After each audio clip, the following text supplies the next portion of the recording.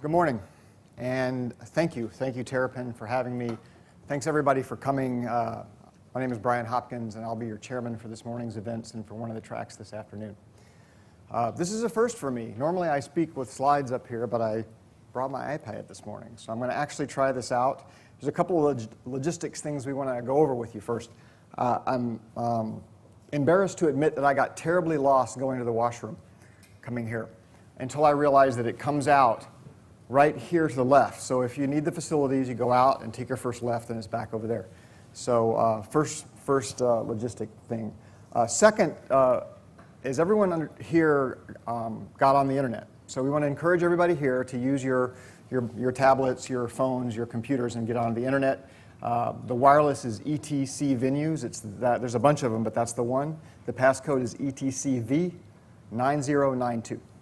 So please, everyone get on the internet. When you get onto the internet, start tweeting. Please, let's be social about this. Let's tell our contacts the things that we're learning here. The hashtag we've set up for this event is #BDWorld. #BDWorld. So please, let's tweet about this. Let's be social. Let's share with our colleagues the things that we're learning. So that's the logistics part of this. Let me tell you a little bit about myself, a little bit about Forrester Research. Forrester Research is a marketing and IT research and advisory firm based in the US, but we have a large presence here in Europe. And I'm an analyst for Forrester, so my job is to do a lot of research, look at studies and data, and talk to folks about emerging technologies. Emerging technologies like big data. So I got interested in big data when I blogged about it in 2009. And in 2009, I said, data is going to be the next big cloud. Because back in 2009, cloud was beginning to peak up in hype, right? And that's kind of tapered off. And now we're all talking about big data. What is it? How do we deal with it? Right? So I want to give you a few thoughts this morning to kind of help set the context for some of the speakers we're going to hear this morning. And I want to do that by giving you two examples of people that I've actually worked with that might reflect a little bit about where many of you in the audience are here today. So the first example was a media company who had an online game. And the developers of this online game got this bright idea a number of years ago. Let's download this open source project thing called Hadoop. And once we download it, we're developers, we're smart. Let's download Hadoop. Let's source a bunch of data into it from our subscribers to our online game. And let's write some reports that tell our management what we think they ought to do to keep people playing the game longer. Guess what? Management love those reports. So their little, 10-node cluster of Hadoop quickly grew. And it quickly grew, and they were so successful to the point they eventually had to come out of the closet and go to their IT folks and say, we need some help with this thing. And IT said, what's Hadoop? What are you doing? Right? They had no idea. Right? So that's one example of big data or things big data and the value from all this data coming not from IT, but from the business, and someone having a bright idea that suddenly exploded. Second example, a US government organization that deals with a lot of social casework. Spoke with the director of IT there, and the thing he told me is he said, look, we're making an investment in a big data solution because the investment we made in a relational database 3 years ago to try to stuff in all the unstructured documentation we had about demographics that could help us predict certain types of crises didn't work. It cost too much. So now we're going back to the drawing board. We've hired a partner where, again, we're using this Hadoop thing, and we're going to do it right this time. We're going to source all this data. And I said, okay, great. What keeps you up at night? What are you worried about? And he told me, I'm worried that if I build this thing and it's really successful, my business is going to rely on it, and then what if it breaks? I don't understand the guts of it. I can't keep it functioning. What if that happens? Right? So that's really illustrative of a lot of the doubts that senior IT directors are having right now about what is this thing in big data, how do I keep it functioning, and what if I'm successful? Right? So you may find yourself in one of those two situations. I wanted to give you what Forrester thinks big data is because I was speaking at an event 2 days ago, very similar to this, And the fellow that I was introducing, in a conversation before I introduced him, said, you know, he was a senior VP at a bank. He was a senior VP of analytics. And he said, you know, big data is one of those hype words that analysts like to talk to get everyone excited. And naturally, I disagreed with him a little bit, but I want to tell you what we think big data is. And this definition is actually in a report that I wrote last year called Expand Your Digital Horizons with Big Data.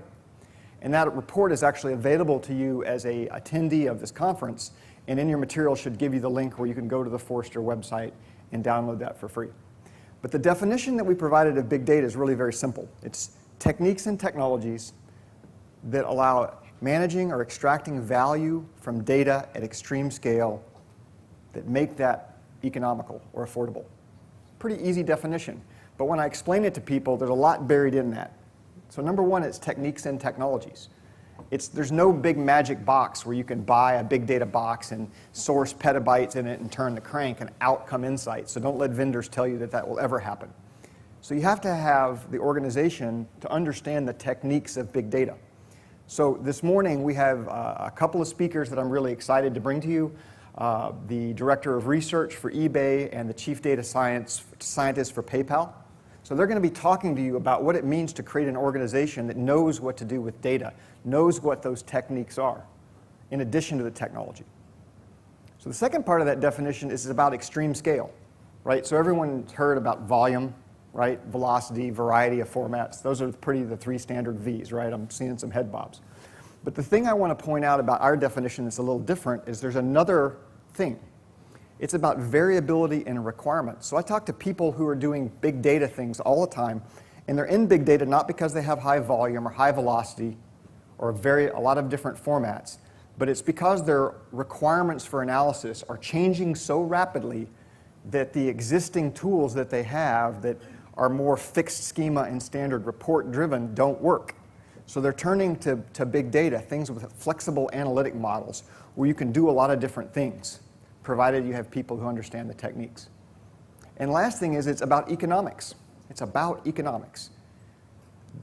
The stuff that makes big data up has been around for years. Massively parallel processing, not new.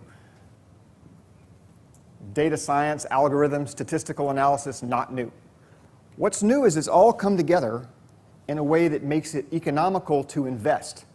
So that's the last piece of advice I normally give people when they ask me about big data, is don't forget it's just about finding more economical ways to make the business case to invest and getting more value from more data. Right?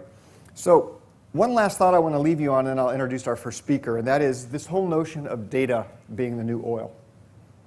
Right? So I've done some work with some clients who've come to me and said, look, if data is the new oil, how do I get the value? How do I get the value?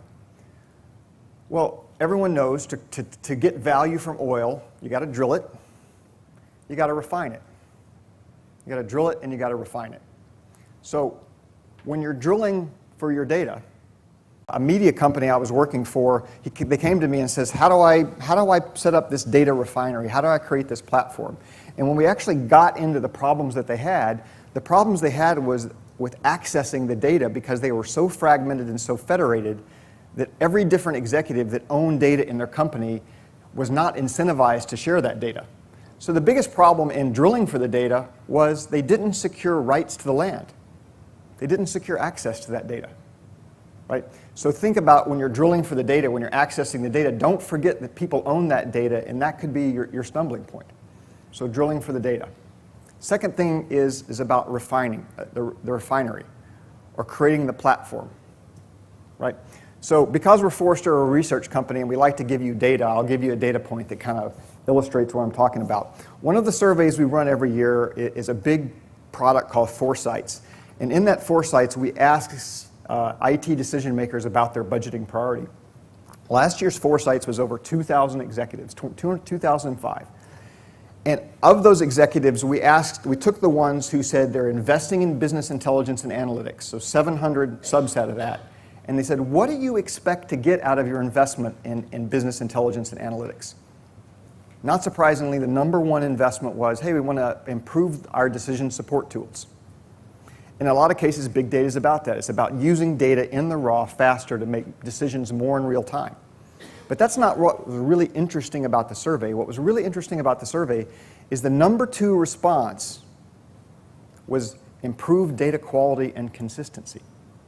Number 2 reason for investing in new business intelligence capabilities was to improve the quality of data and consistency. So before I introduce our first speaker, that's the last point I want to leave you with. As you think about this, think about the fact that big data is just data. And there's a big desire on the part of you or the executives that you support to be able to trust that data, to have it be quality, have it be consistent, and that ties a lot back to who owns it. So there's all these things going on with data that fit and we need to figure out how that plays in the big data world.